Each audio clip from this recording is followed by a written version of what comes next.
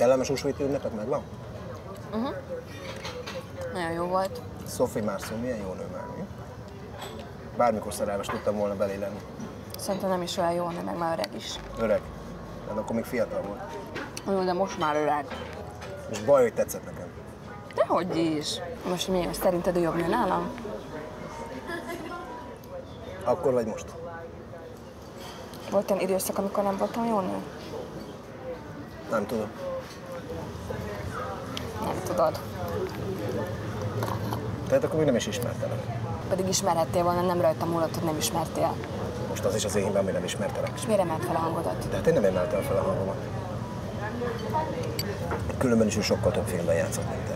Ez nem igaz, egy csomó filmben játszottam én is. De nem akkor. Tipikus férfi. De mi most baj, hogy akkor nekem tetszett a Sophie Marceau, amikor még nem is ismertem? De honnan tudod, hogy tetszett, amikor még nem is ismertél?